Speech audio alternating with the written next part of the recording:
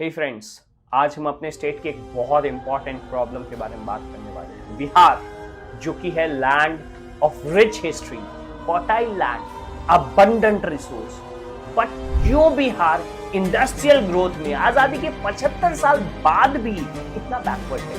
Why do million of people migrate from Bihar हर साल job खोजने के लिए? And most importantly, can Bihar still become a industrial power house?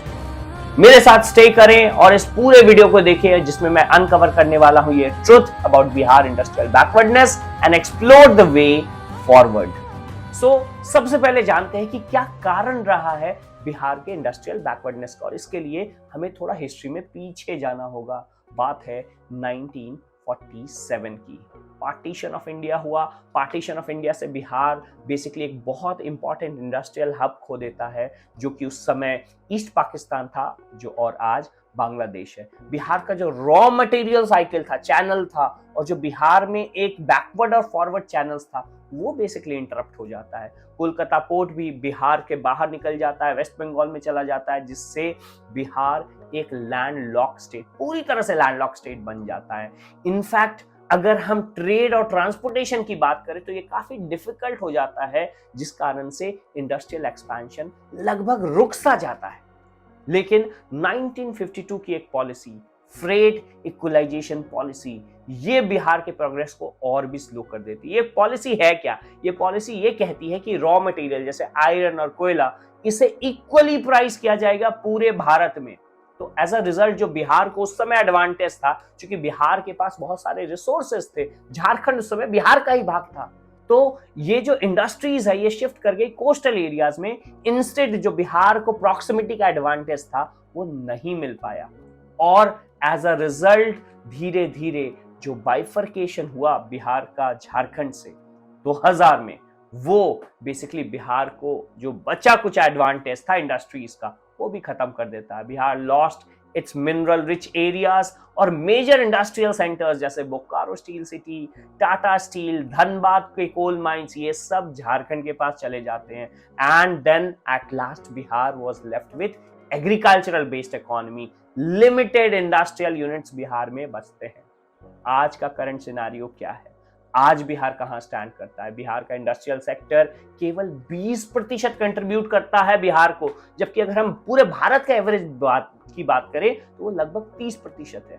Bihar one of the lowest ranking state है ease of doing business में, और इसका कारण क्या है? ब्यूरोक्रेटिक हडल्स है, पावर शॉर्टेजेस हैं, लैंड एक्विजिशन, जमीन एक्वायर करने में बहुत लंबा समय लगता है, और पुअर इंफ्रास्ट्रक्चर है जिसने इन्वेस्टर्स को दूर कर रखा है।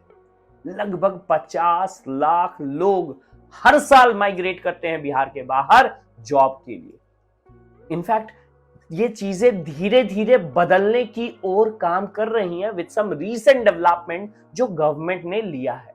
सबसे पहला डेवलपमेंट क्या है? बिहार की इंडस्ट्रियल इन्वेस्टमेंट प्रमोशन पॉलिसी 2024 में ये पॉलिसी आई है, जिसने इंकरेज करा है प्राइवेट इन्वेस्टमेंट विद सब्सिडीज, और इसी के तहत नए मेगा इंडस्ट्रियल पार्क जैसे कि पटना और हाजीपुर में बनाए जा रहे हैं, जो बड़ी इंडस्ट्रीज को अट्रैक्ट करने के लिए बनाए गए हैं, और इन्होंने अट्रैक्ट करा भी है। अदानी ग्रुप को अट्रैक्ट करा है, और अदानी ग्रुप ने बिहार को प्रॉमिस करा है फूड प्रोसेसिंग और वेयर हाउसिंग बनाने के लिए। इनफैक्ट इसी के रिजल्ट में आईटी सेक्टर के सेंटर्स भी बिहार में बनाने के बात किए जा रहे हैं, और आईटी सेंटर जैसे पटना, गया, मुजफ्फरपुर में बनाने की बात हो रही है, और धीरे धीरे डेवलपमेंट हो भी रहा है। लेकिन इन सब के बावजूद कुछ मेजर चैलेंजेस हैं, ऐसे चैलेंजेस जो बिहार को पीछे रोक करके बैठे हैं। इतना सारा एफर्ट करने के बाद भी ये चैलेंजेस, जैसे कि इंफ्रास्ट्रक्चर डेफिसिट, बिहार में रोड और रेल कनेक्टिविटी आज भी बहुत सही नहीं है। इंडस्ट्रियल ग्रोथ के लिए इलेक्ट्रिसिटी शॉर्टेज अभी भी फेस करने पड़ते हैं, स्पेशली इंडस्ट्रियल एरिया में। लार्ज इंडस्ट्रीज को अनइंटरप्टेड पावर सप्लाई चाहिए, जो कि नहीं मिलने के कारण उनके लिए काम करना अनफीजिबल हो जाता है। दूसरा इंपॉर्टेंट रीजन है lack of skill workforce. Bihar का लिटरेसी रेट 61.8%, जबकि नेशन, अगर भारत का लिटरेसी रेट की बात करें तो 74% है। डिफरेंस देख लीजिए आप। इनफैक्ट बिहार के केवल 4% वर्कफोर्स ही स्किल्ड है। अगर हम पूरे भारत का एवरेज ले, नेशनल एवरेज है 10%। 10% और 4% डिफरेंस देखिए आप। इनफैक्ट अगर हम बात करें तो बिहार में एक ब्यूरोक्रेटिक रेड टेप है और करप्शन है, और इस कारण से जो अप्रूवल प्रोसेस, एक सिंगल विंडो सिस्टम नहीं है और अप्रूवल प्रोसेस लेंदी हो जाता है। ये डिस्करेज करता है बिजनेसेस को, ये लैक ऑफ ट्रांसपेरेंसी क्रिएट करता है, जिससे इन्वेस्टमेंट करना रिस्की हो जाता है। साथ ही साथ एक बहुत मेजर प्रॉब्लम है लैंड एक्विजिशन का।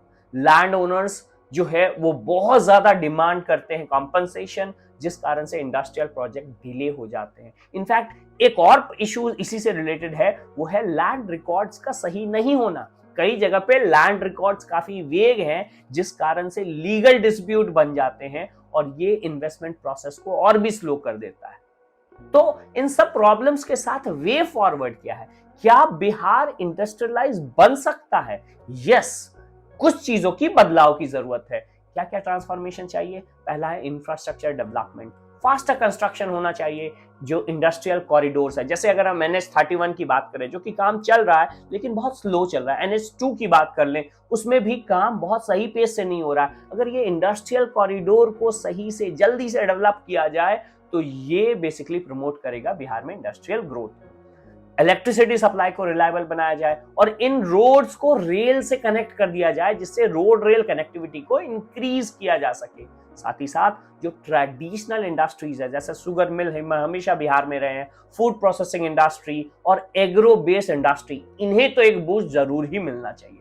साथ ही साथ टेक्सटाइल और हैंडलूम इंडस्ट्री को भी, जो बिहार के गया के सेंटर्स और इन सेंटर्स के आसपास जो टेक्सटाइल और हैंडलूम इंडस्ट्रीज है, इन्हें प्रमोट जरूर करना चाहिए under make in Bihar basically slogan. साथ ही साथ इंकरेज करना चाहिए IT और सर्विस सेक्टर्स को भी, बिकॉज बिहार से बाहर बहुत सारे इंजीनियर्स हैं जो बिहारी हैं। अगर उनको अट्रैक्ट किया जाए सेंटर जैसे कि पटना, गया, मुजफ्फरपुर में, तो ये बिहार में वापस से जो माइग्रेशन है उसको रोकने में कारगर साबित होगा। इनफैक्ट इंसेंटिवाइज करना चाहिए बिहार में स्टार्टअप कल्चर को, और इससे डिजिटल इकोनॉमी और ई-कॉमर्स, ये दोनों को बूस्ट मिलेगा। साथ ही साथ पब्लिक प्राइवेट पार्टनरशिप, ये PPP मॉडल बहुत जरूरी है बिहार में, जिससे गवर्नमेंट को पार्टनर करना चाहिए प्राइवेट इन्वेस्टर्स के साथ for industrial park, industrial centres. जैसे एक बहुत ही इनोवेटिव एग्जांपल है इसमें, प्लग एंड प्ले इंडस्ट्री जो है गवर्नमेंट मदद कर सकती है, ताकि छोटे छोटे इंडस्ट्रीज पहले क्लस्टर्स डेवलप होना शुरू हो जाएं, जिससे स्टार्टअप इजी हो जाए। साथ ही साथ हमारी सरकार स्किल डेवलपमेंट प्रोग्राम ला सकती है, एस्टैब्लिश कर सकती है टेक्निकल इंस्टीट्यूट और वोकेशनल ट्रेनिंग सेंटर्स, जो बेसिकली AI की मदद से, आर्टिफिशियल इंटेलिजेंस की मदद से बहुत कम खर्चे में एस्टैब्लिश किए जा सकते हैं। इनफैक्ट इसका कोलैबोरेशन IIT पटना के साथ, NIT पटना के साथ और कई सारे इंडस्ट्रियल एकेडमिया के साथ लिंक जरूर कर देना चाहिए। साथ ही साथ अगर लॉ एंड ऑर्डर का इंप्रूवमेंट नहीं हो, last but not the least, तो business environment, business friendly environment develop नहीं होगा। स्ट्रिक्ट लॉ एनफोर्समेंट चाहिए, जिससे करप्शन खत्म हो सके, जिससे ब्यूरोक्रेटिक हर्डल्स कम हो सके और जो इन्वेस्टर्स के कॉन्फिडेंस को बढ़ा सके। इन कंक्लूजन, क्या है बिहार का फ्यूचर? क्या कोई टर्निंग पॉइंट मिलेगा बिहार को? बिहार का इंडस्ट्रियल फ्यूचर एक क्रॉस रोड पे है। The state has resource, man power है हमारे पास और पोटेंशियल है, बट क्या चाहिए? हमें जरूरत है बेसिकली रिफॉर्म करने की, हमें जरूरत है बेटर गवर्नेंस की, और हमें जरूरत है strong policy so that we can take off. Right strategy के साथ बिहार को ट्रांसफॉर्म किया जा सकता है एक एग्रेरियन इकोनॉमी में, एक एग्रीकल्चर बेस्ड इकोनॉमी से इंडस्ट्रियल पावर हाउस की तरफ। क्वेश्चन ये है कि क्या गवर्नमेंट और क्या बिहार के लोग इस चैलेंज को एक्सेप्ट करेंगे? अगर आपको ये एनालिसिस पसंद आया है, इंसाइटफुल लगा है, don't forget to like, share and subscribe for more such videos. Economy में, गवर्नमेंट में और पॉलिसी इशू में अगर आपको वीडियोस चाहिए, ड्रॉप अ कमेंट बिलो और मुझे ये भी बताएं कि आप क्या सोचते हैं, बिहार को इंडस्ट्रियलाइजेशन के लिए सबसे ज्यादा जरूरत किस चीज की है? कमेंट करें and try to make Bihar great again. Thank you.